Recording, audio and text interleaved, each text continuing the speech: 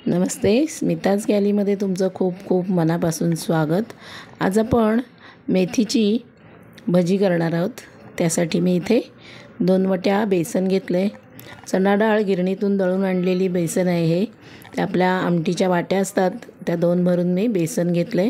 एका बाउलमध्ये काढून घेऊया आणि 2 वाट्या बेसनसाठी मी 1 वाटी पाणी घेतले।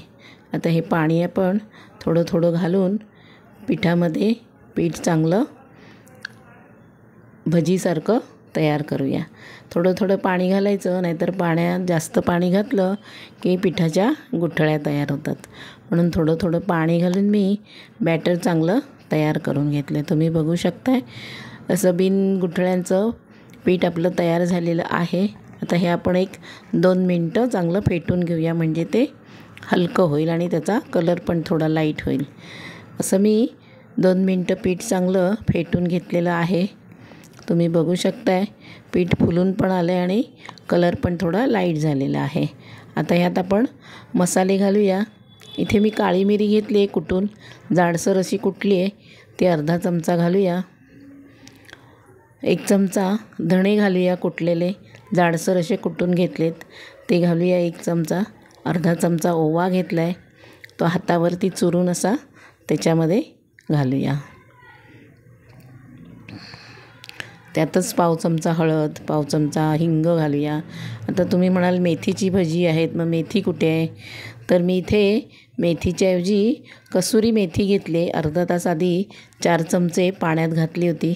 मस्त मेथी ताजी ताजी अशी आपण बारीक कापतो तशी झालेली आहे।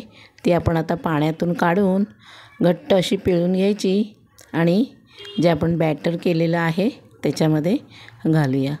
तसंच अर्धा वाटी मी कोथिंबीर घेतली बारीक करून, ती घालूया आणि चवीनुसार मीठ घालूया। आता हे बॅटर आपण हाताने सगळं एकजीव करून घेऊया, म्हणजे कसुरी मेथी, कोथिंबीर, मसाले असे सगळे पिठामध्ये एकजीव झाले पाहिजेत।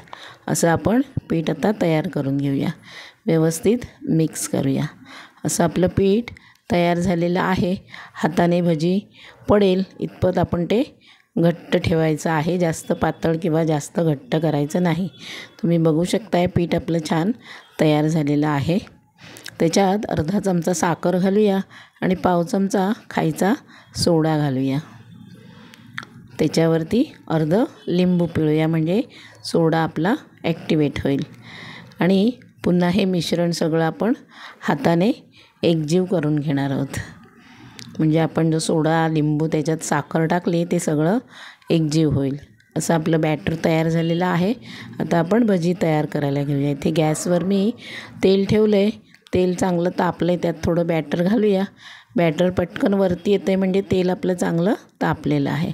आता आपण अशा हाताने त्याच्यामध्ये भजी सोडून घेऊया। मस्त भजी पटकन वरती येत आहेत। असे हे भजी आपण व्यवस्थित सगळीकडे फिरवून तळून घेणार आहोत। असे आपले भजी मस्त तयार झालेले आहेत। मस्त कलर पण आलेला आहे त्याला। आता ते आपण काढून घेऊया। त्याच तेलामध्ये मी 5-6 मिरच्या तळून घेते। अखंड मिरच्या आहेत, त्याच्यामुळे त्याच्यावर असा झारा ठेवायचा, नाहीतर त्या तोंडावर उडू शकतात। इथे मी एका बाउलमध्ये 2 चमचे बेसन घेते। आपण जे भजी केली त्याच्याबरोबर खाण्यासाठी पातळ पिठलं म्हणा किंवा कढी म्हणा आपण तयार करणार आहोत। 2 चमचे घेतले, त्यात पाणी घालून त्याचं बॅटर तयार करून घेऊया। इथे मी गॅसवर कढई ठेवली, त्याच्यामध्ये 1 चमचा तेल घालूया।